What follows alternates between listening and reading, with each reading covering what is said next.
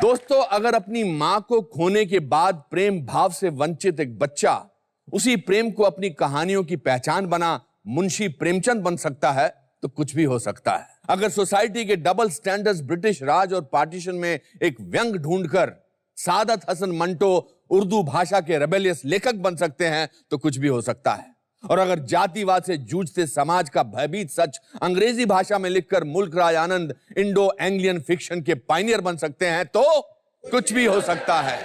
दोस्तों, इंसान का सबसे बड़ा आविष्कार यानी इन्वेंशन है राइटिंग, और राइटिंग हर सभ्यता की बुनियाद है। इसी सोच के साथ welcome to the Anupam Kher show, कुछ भी हो सकता है।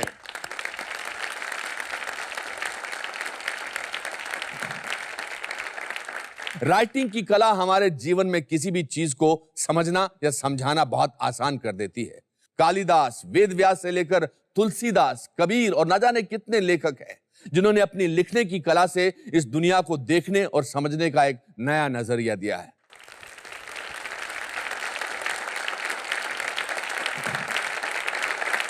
दोस्तों, आज जो मेरे आदरणीय दोस्त यहां आए हैं वो कलम की स्याही से शब्द नहीं, एहसास लिखते हैं। इनकी लिखी हर पंक्ति में एक अमूल्य परिभाषा छिपी होती है।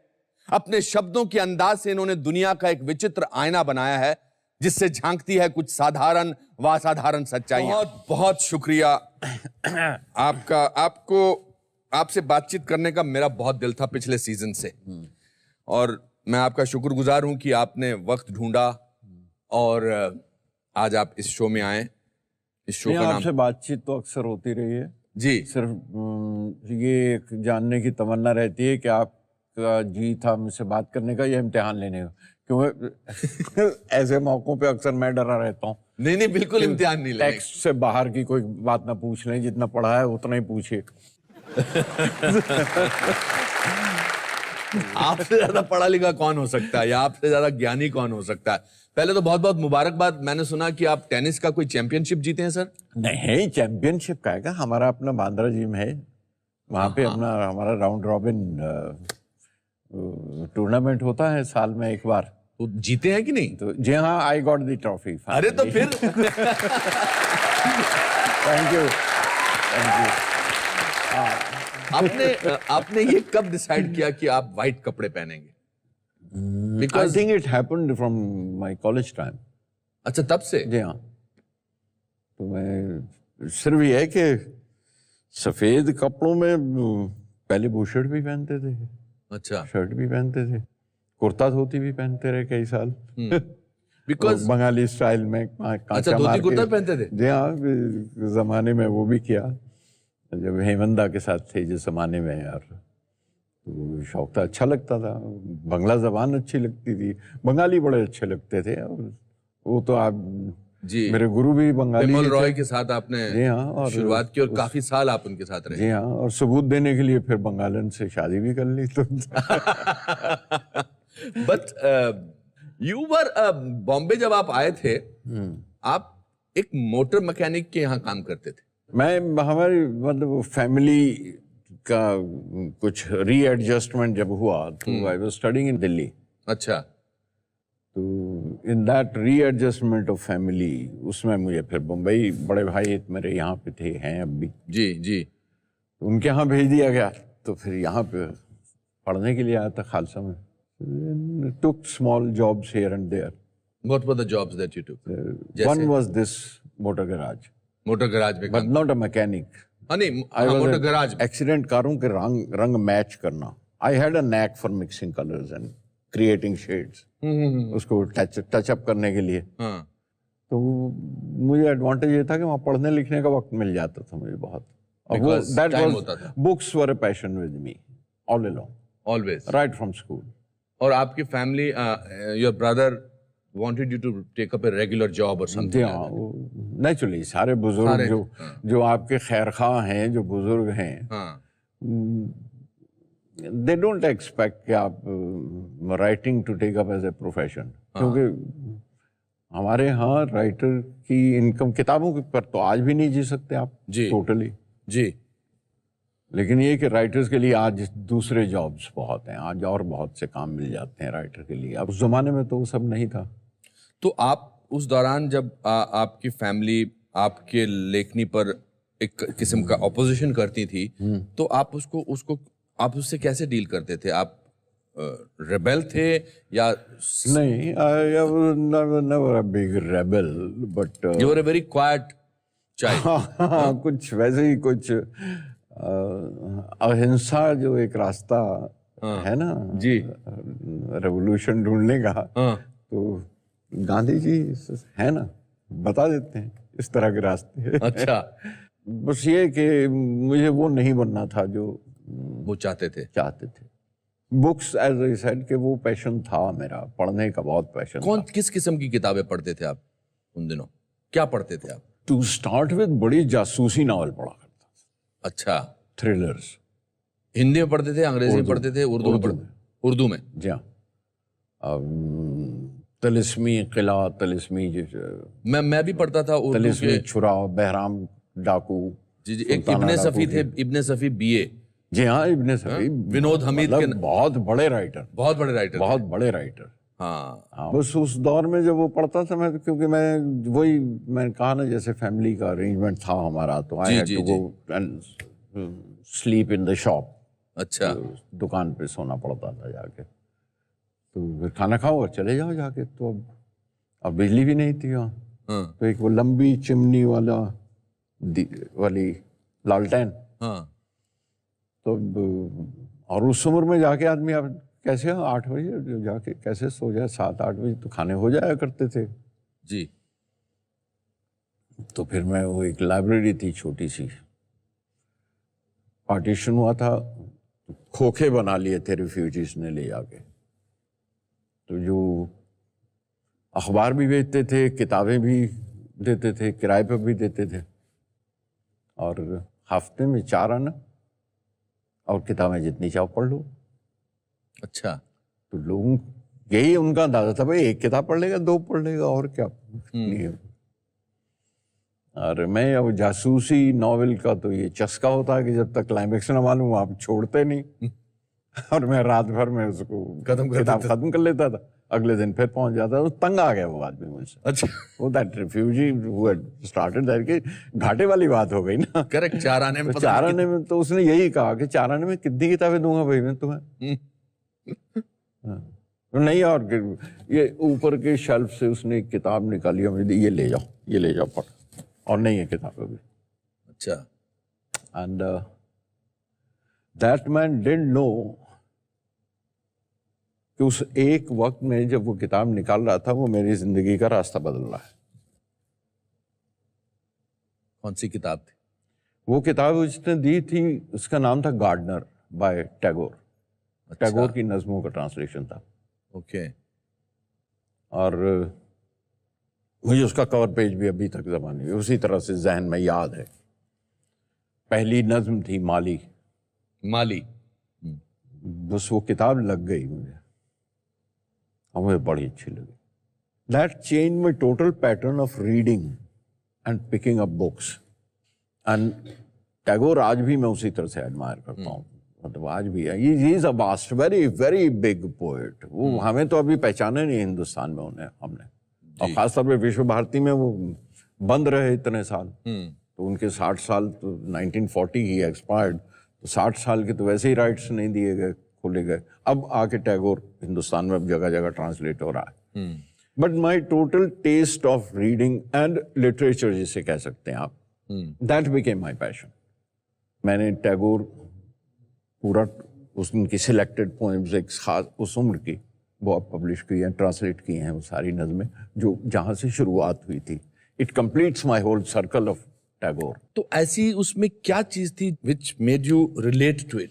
I can't put nail on it, can't put my finger on it कि ये बात थी जिसने मुझे वो ये कर दिया। लेकिन ये कि that gave me a reading from Tagore, Tagore's stories, Tagore's novels, शरचंद्र's novels। Sharatchandra को, अगर शरचंद्र के आप नॉवेल्स पढ़ें, शॉर्ट स्टोरीज पढ़ें, तो एक ह्यूज कुनबा दिखाई देता है आपको जी। बहुत बड़ी एक फैमिली दिखाई देती है। When I refer to my family, it was a very complex family. And I started seeing my family in Sharchandra's novels. I could see the relationship different relationships जो एक दूसरे को की राह से गुजर के निकल जाते हैं, एक दूसरे के साथ टंगे रहते हैं, एक साथ टंगे और कहीं हो जाते हैं और कहीं फलांग जाते हैं और कहीं दब जाते हैं. I could see all that in Sharatchandra. मेरा ख्याल है कि वो बात थी जो मेरे तय में जो बैठ गई मेरे. सो आपने फिर जब पहली चीज लिखी, how old were you when you wrote your first something which you wrote, कि आपको पढ़ के लगा या जो भी? अनुपम, वो भी एक दिन या एक मौका या एक शायद और एक चीज नहीं होती. जी जी जी. बैतबाजी किया करते थे स्कूल में, जिसे आप अंताक्षरी कहते हैं. उसे बैतबाजी कहा करते थे. बैतबाजी? बैत के माने शेर के. हाँ हाँ, अच्छा, बैतबाजी. तो फारसी में. जी जी जी. वो पूरी क्लासरूम कैसे, जैसे ये आपके यहाँ बीच में से जगह बनी हुई है, एक क्लास का हिस्सा ये है, एक क्लास का ये हिस्सा है, और आप उसमें बैतबाजी कीजिए. तो उसमें फिर अपनी नहीं, उसमें चोरी किया करते थे. अच्छा. बेईमानी किया करते थे. अच्छा. हाँ. जिंदगी नाम है मर मर के, ये वो अ से देना था. हाँ. अलिफ से. तो इस जिंदगी का नाम है मर मर के जिए जाने का, तो इस लगा लिया उसमें. तो मौलवी साहब वो बहर के खिलाफ, वो बहर में नहीं है, शेर गलत पढ़ रहे हो. तो मुझे पता है उस्ताद होता है. एब्सोल्युटली. तो उसके बावजूद चोरी तो करना वो फर्ज बनता है. हार तो नहीं सकते आप पॉइंट अपना. फिर घड़ना शुरू कर दिए, पे से घड़ना शुरू कर दिया, रटने भी शुरू कर दिए. होता ये है कि वो सब जमा होता रहता है आपके अंदर, एक्यूमुलेट होता है. और वो अच्छे शेर जो याद कर लिए, गालिब के पढ़ लिए, इकबाल के पढ़ लिए, धीरे धीरे जब आप बड़े होते हैं, उस दायरे से निकलते हैं, तो उनके मानी अब समझ में आने लगते हैं. पहले तो शेर पढ़ दिया करते थे, वो सिर्फ जाल का था, अब वो गालिब का हो गया, अब इकबाल का हो गया, तो शेर समझ में आने लगे, तो एडमिरेशन है. देन यू वांट टू से इट. राइट.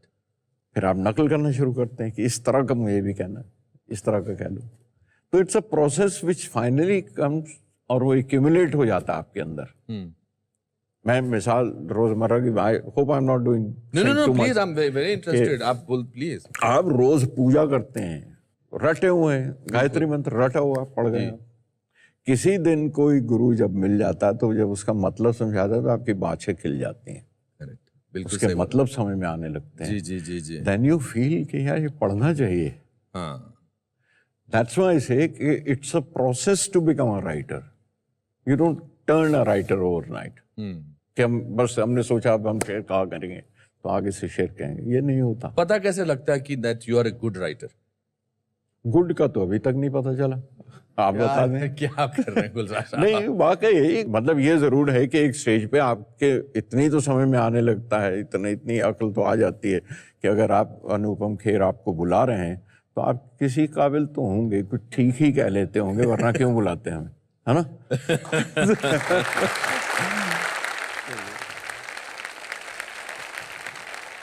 एक बात मैं आपसे पर्सनल रूप से पूछना चाहता हूं. Is it important, not necessarily about you, it is important for a poet to be sad?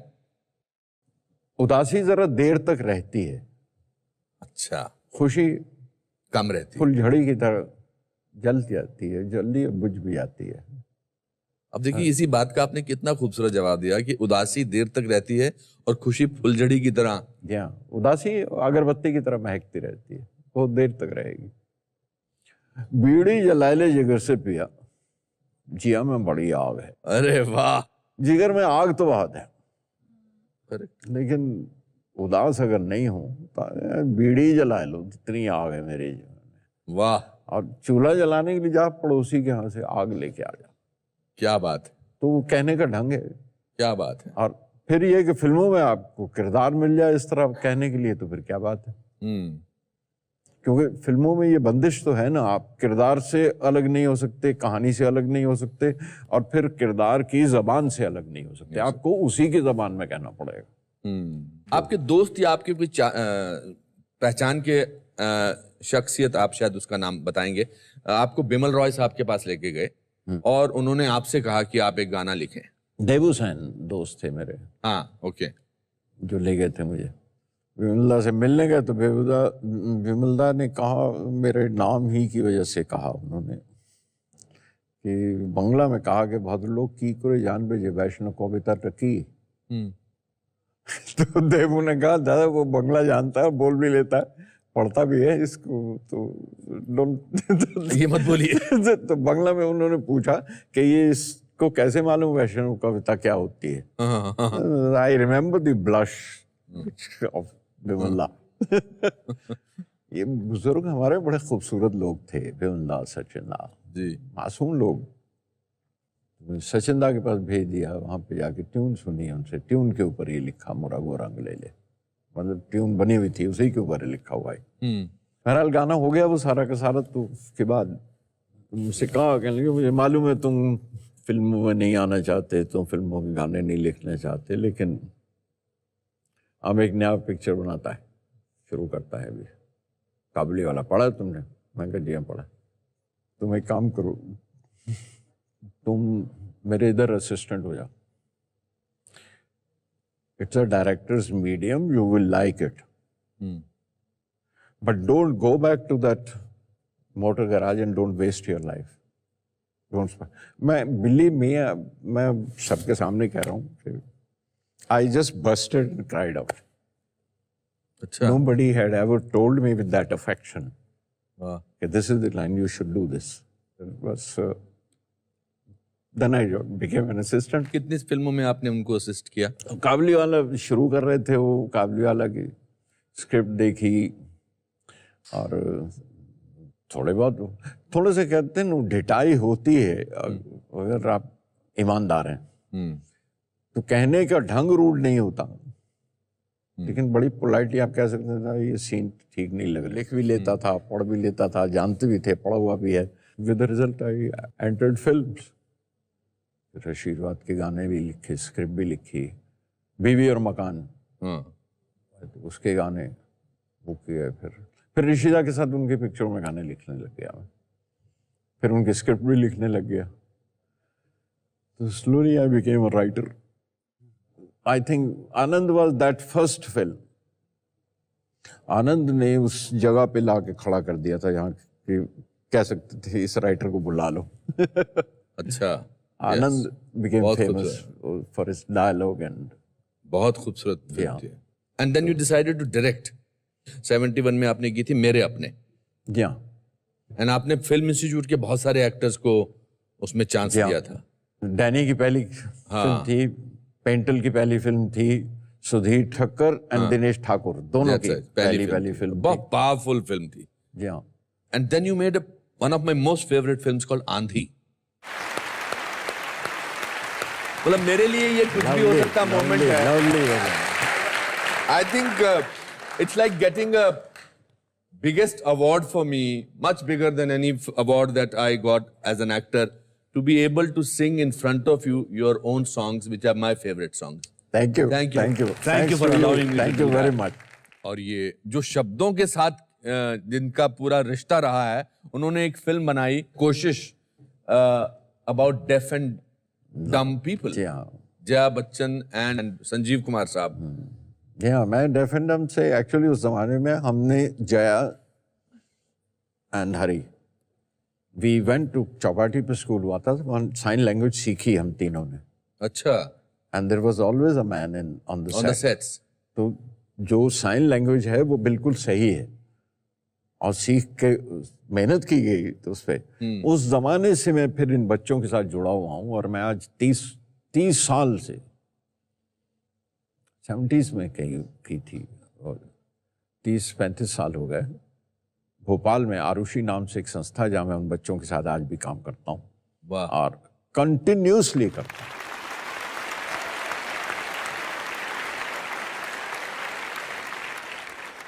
फिर आपने एक बहुत ही रेवोल्यूशनरी फिल्म बनाई, माचिस on terrorism, one of the first of its kind with a realistic portrayal. Again उसका एक गाना became the most popular song, चप्पा चप्पा चरखा चले। That is where Vishal comes in. विशाल ने उसका म्यूजिक दिया। Yeah, Vishal first film with him and first will for him। और वो मुझे एक मिठाई की दुकान पे मिल गए थे दिल्ली में। वो दैट्स अगेन अ लंबी स्टोरी नहीं नहीं नहीं, ये तो मिठाई की, ये तो कमाल की कहानी है। कहाँ पे मिले थे आपको? मैं अमजद अली खान साहब हैं, उन पर डॉक्यूमेंट्री बनाई है मैंने, आप लोगों ने शायद देखी हो। तो अमजद अली खान साहब के लिए एक रिकॉर्डिंग करनी थी दिल्ली में, उन्हें सरोद पर। तो उन्होंने एक स्टूडियो बुक किया था, उसका मुझे एड्रेस दे दिया। तो और वो मुझे मिला नहीं, शाम के वक्त वहाँ पे गया, और तो उस ज़माने में ये सेल तो थे नहीं ना, वहीं पे जाके उस स्टूडियो का नंबर था मेरे पास, एक फ़ोन किया। तो मैं कहा जी ये एड्रेस कहाँ है, मैं यहाँ पे खड़ा हूँ। तो जिस आदमी ने फ़ोन उठाया दैट वाज विशाल, विशाल भारद्वाज। जी हाँ, विशाल भारद्वाज। तो विशाल ने कहा जी मैं आ रहा हूँ, आप कहाँ पर हैं इस वक्त? मैं कहा ये यहाँ एक मिठाई की दुकान है जहाँ पे मैं खड़ा हुआ हूँ, फ़ोन कर रहा हूँ आपको। तो कहने आप वहीं पे रहिए, मैं सुबह से यहाँ खड़ा हुआ, मैं अभी आ रहा हूँ। अच्छा। तो ये आए मुझे लेने, और वहाँ से वो लेके गए, और मुझसे बिलीव मी विशाल को मैं अगर उसके बाद ऑफकोर्स कहने लगे मैं ये करना चाहता हूँ, ये फलाना। मैं कहा ऑफकोर्स बड़ी अच्छी बात है, but of hand it will be very फिल्मी अगर मैं तुमसे कहूँ कि अच्छा मिलना मुझे, इट्स नॉट दैट। लेकिन ये कि अगर तैरना है तो बच्चों दरिया किनारे तो आना होगा। जिस दिन आए वो मेरे पास, तो मुझसे उन्होंने कहा कि आपकी किताब मुझे ज़बानी याद है, आप अगर कोई भी लाइन, कोई भी मिसरा, कोई भी लफ्ज़ कहें तो मैं बता सकता हूँ कौन सी नज़्म में से हम पूरी नज़्म सुना दूँ। My entire book he new by heart. वाह। तो उस ज़माने में जंगल बुक सीरियल के लिए, टीवी के लिए, उसके लिए एक वो बनाना था टाइटल सॉन्ग। तो उसके लिए मैंने वो गाना उनके साथ बैठ के किया, जंगल जंगल बात चली है, पता चला है चड्डी पहन के फूल खिलाए। So that was the first composition of Vishal for that do, and that was accepted, and that's how Vishal is with me and I'm with Vishal since then. How wonderful. What a great togetherness. In 1999 you made a film called Hututu. जी। And after that आपने direction बंद कर दी, क्यों? दो चीजें हुई इसमें। एक तो ये फिल्म जिस तरह से बनी थी उस तरह रिलीज नहीं हुई। अच्छा। मेरे प्रोड्यूसर थे, उनकी मर्जी, उनकी मलकियत, तो उन्होंने वो सारी काट कटा के रिलीज की। तो जो बनाने के दौरान बोले नहीं, तो ये मीडियम वहाँ के थोड़ा फ्रस्ट्रेट होने लग गया मैं कि जो अपने हाथ में नहीं जिसकी लगाम है, तो मैं क्या सवारी करूँ उस पर। I went into a big depression after this. My daughter मेघना was the person who helped me and who brought me out of that. एक तो ये हुआ मेरे साथ, और दूसरी वजह ये थी कि किताबें बहुत ज़्यादा थी मेरे दिमाग में जो करनी है। तो मुझे लगा कहीं ना कहीं आके किसी जगह पे तो एक लकीर खींचनी पड़ेगी। I have to come back to my books which were my passion, otherwise वो मुकम्मल नहीं होगा, ये दायरा पूरा नहीं हो पाएगा कभी भी, और मैं वो कर नहीं पाऊँगा जो कुछ करना चाहता हूँ। तो वो यूं है कि बस राह में एक मैखाना मिल गया था, तो मैखाने से होके फिर वापस आ गए उसी जगह पे। बोस्की ने क्या चेंज किया आपकी जिंदगी में? She is the core of my life. वो आपकी औलाद, आपकी बेटी, पता नहीं सबके साथ हो कि नहीं हो, लेकिन मेरा मरकज उसकी पैदाइश से ही, तभी से वो मरकज बन गई थी, वो सेंटर कोर बन गई थी। और उसका कोई उदास लम्हा है तो उसके उदास होने से पहले मैं उदास हो जाता हूँ, और उसकी खुशी का लम्हा है तो उससे पहले मैं खुश हो जाता हूँ, मैं फूल पड़ता हूँ। हालांकि नवासा, आप ग्रैंड चाइल्ड के साथ आपकी एक और ही तरह की बंदिश होती है। जी, उनका नाम क्या है? समय। समय। 5 बरस के हैं, बस उनके साथ बंधी हुई है डोर पूरी जीने की, मेरी हर सांस बंधी हुई है उसके साथ। वाह। लेकिन but she remains the core of my heart. She remains the core of my life. आपकी पोएट्री में एक अनबिलीवेबल इमेजरी होती है, मतलब किसी भी गाने को ले लो। One of my favourite songs again is from Masoom, तुझसे नाराज नहीं जिंदगी, हैरान हूं तेरे मासूम सवालों से परेशान हूं। अच्छा एक सेकंड, गुस्ताखी माफ, आप नाराज तो नहीं होंगे मुझसे? नहीं, अगर आप मुझे करेक्ट करेंगे। नहीं, हाँ, अगर ये कहूँ कि इसकी भी धुन सुना दीजिए तो इससे नाराज थे। आप लोग बताइए कहना है कि नहीं? यस गुलजार साहब, इट्स सो अमेजिंग। और इस शहर में आपका हर गाना बहुत कहीं ना कहीं रिलेटिविटी कमाल है आपके गानों की। या तो मैं रिलेट करता हूं, but I am sure lots of people, lots of actors, lots of writers, lot of people who travel on trains, ये गाना हर पर बैठता है और बिल्कुल करेक्ट है। मतलब मैं अभी बात कर रहा हूं तो मेरे रोंगटे खड़े हो रहे हैं। Can I request you to please read कुछ अपनी कविताएं? मेरी एक फेवरेट है, one of the favourites is जो आपने किताबों पर लिखी है। जी हाँ। किताबें झांकती हैं बंद अलमारी के शीशों से। ये देखिए पीछे अपने। किताबें झांकती हैं बंद अलमारी। किताबें झांकती हैं बंद अलमारी के शीशों से, बड़ी हसरत से तकती हैं। महीनों अब मुलाकातें नहीं होती। वाह। जो शामें उनकी सोहबत में कटा करती थी, अब अक्सर गुजर जाती हैं कंप्यूटर के पर्दों पर। बहुत अच्छे। बड़ी बेचैन रहती हैं किताबें, उन्हें अब नींद में चलने की आदत हो गई। वाह। बड़ी बेचैन रहती हैं किताबें, उन्हें अब नींद में चलने की आदत हो गई है। जो कदरें वो सुनाती थीं कि जिनके सेल कभी मरते नहीं थे, जो रिश्ते वो सुनाती थीं वो सारे उधड़े उधड़े हैं। जो रिश्ते वो सुनाती थीं वो सारे उधड़े उधड़े हैं। कोई सफ़ा पलटता हूं तो एक सिसकी निकलती है। बहुत अच्छे। ये कोई सफ़ा पलटता हूं तो एक सिसकी निकलती है। कई लफ्ज़ों के मानी गिर पड़े हैं। बिना पत्तों के सूखे टुंड लगते हैं वो सब अल्फाज, वाह, जिन पर अब कोई मानी नहीं उगते। वाह। बिना पत्तों के सूखे टुंड लगते हैं वो सब अल्फाज, जिन पर अब कोई मानी नहीं उगते। ज़बां पर जायका आता था जो सफ़ा पलटने का। This is how we do. ज़बां पर जायका आता था जो सफ़ा पलटने का, अब उंगली क्लिक करने से बस एक झपकी गुजरती है। वाह। बहुत कुछ तय बतय खुलता चला जाता है पर्दे पर। किताबों से जो जाती राबता था कट गया है। कट गया। किताबों से जो जाती राबता था कट गया है। कभी सीने पे रख के लेट जाते थे, कभी गोदी में लेते थे, कभी घुटनों को अपने रहल की सूरत बनाकर, रहल वो होता लकड़ी का टुकड़ा जिसके ऊपर मुकद्दस किताब रखी जाती। जी जी जी जी। कभी गोदी में लेते थे, कभी घुटनों को अपने रहल की सूरत बनाकर नीम सजदे में पड़ा करते थे, छूते थे जबीं से। वो सारा इल्म तो मिलता रहेगा आइंदा भी, मगर वो जो किताबों में मिला करते थे सूखे फूल और महके हुए रुके, उसमें डाल के आ जाते थे मैसेजेस। वाह। मगर वो जो किताबों में मिला करते थे सूखे फूल और महके हुए रुके, किताबें मांगने गिरने उठाने के बहाने रिश्ते बनते थे, उनका क्या होगा? वाह। शायद अब नहीं होंगे।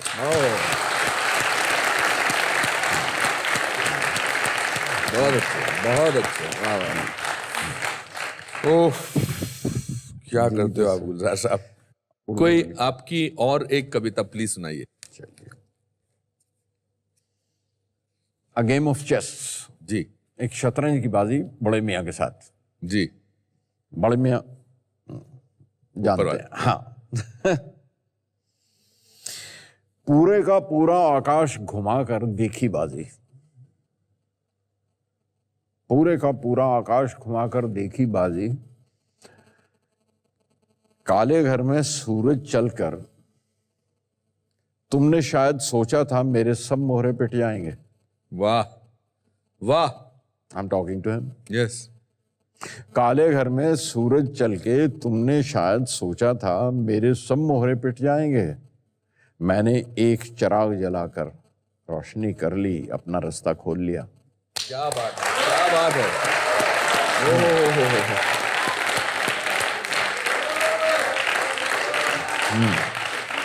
तुमने शायद सोचा था मेरे सब मोहरे पिट जाएंगे। मैंने एक चिराग जलाकर रोशनी कर ली, अपना रास्ता खोल लिया। तुमने एक समंदर हाथ में लेकर मुझ पर ढील दिया। बहुत अच्छे। यू नो द तमसील। यस। तुमने एक समंदर हाथ में लेकर मुझ पर ढेल दिया, मैंने नूह की कश्ती उसके ऊपर रख दी। क्या बात है। आहा। नोहास बोट। जी जी जी जी। काल चला तुमने और मेरी जानिब देखा। काल चला तुमने और मेरी जानिब देखा, मैंने काल को तोड़ के लम्हा लम्हा जीना सीख लिया। वाह, क्या बात है। क्या बात है। काल is a huge thing, time is a huge thing which you deal. काल चला तुमने और मेरी जानिब देखा, मैंने काल को तोड़ के लम्हा लम्हा जीना सीख लिया। मेरी खुदी को मारना चाहा तुमने चंद चमत्कारों से, मेरे एक प्यादे ने चलते चलते तेरा चांद का मोहरा मार लिया। I have reached there. मौत की शय देकर तुमने समझा था, अब तो मात हुई। मौत की शय देकर तुमने समझा था, अब तो मात हुई। अब तो मात हो गई। हाँ। मैंने जिस्म का खौल उतारकर, खौल इज कवर, हाँ। मैंने जिस्म का खौल उतार के सौंप दिया और रूह बचा ली। वाह। I gave you the body, Yes, but saved my soul. saved my soul. बहुत अच्छा। मौत की शय देकर तुमने समझा था, अब तो मात हुई। मैंने जिस्म का खौल उतार के सौंप दिया और रूह बचा ली। पूरे का पूरा आकाश घुमाकर अब तुम देखो बाजी। क्या बात है, क्या बात है।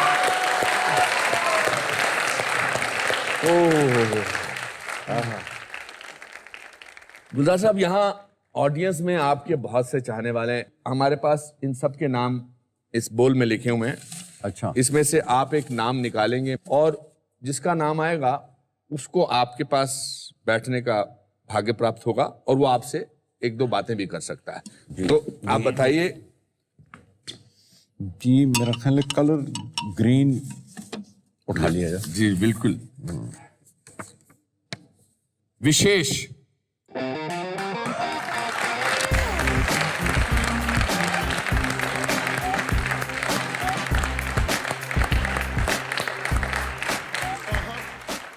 अविशेष।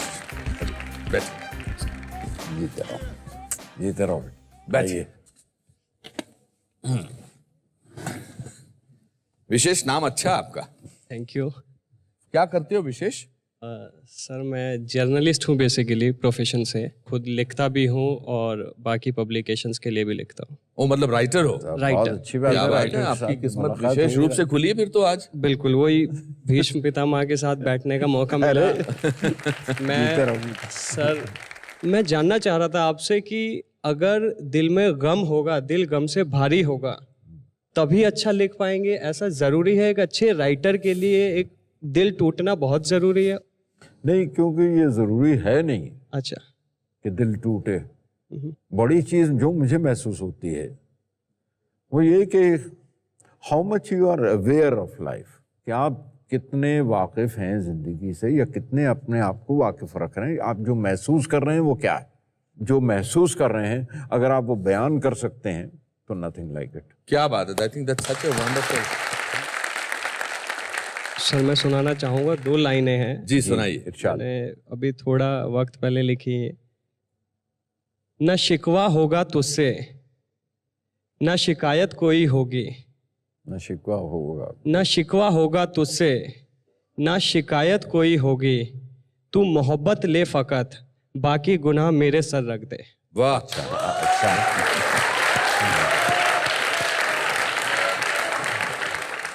गुलजार साहब की कुछ पसंदीदा चीजों की एक छोटी सी गिफ्ट आपको देते हैं। गुलजार साहब, आप ये अपने हाथों से, हमने आपकी पसंदीदा कुछ चीजें ली हैं। अच्छा, ये आप इस पर अगर आप साइन कर दें। विशेष।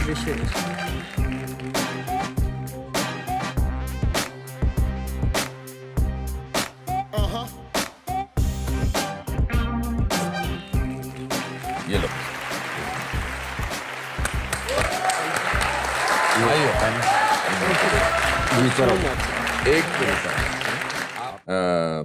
जो मेरे जज्बात हैं, जो मैंने लिखा, मैं आपको पढ़ के सुनाना चाहता जी हूँ। प्लीज। और फिर अगर आप इसको 2 दिन के लिए भी अपने स्टडी में रख लेंगे तो हम बहुत खुश होंगे। आइए।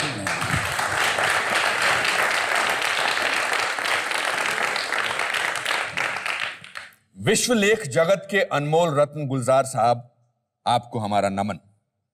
आप सारांश हैं एक रचनात्मक सोच का। आपकी कविताएं, किस्से व कहानियां समाज की छिपी परछाई को प्रकाशित करती हैं।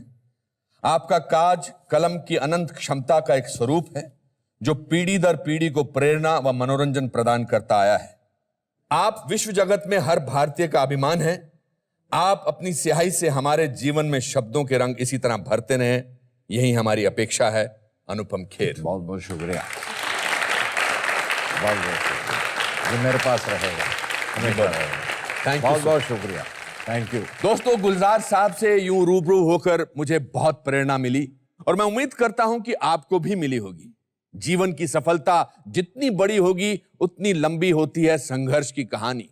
तो संघर्ष करते रहिए, क्योंकि आपका संघर्ष किसी अन्य के लिए प्रेरणा बन सकता है।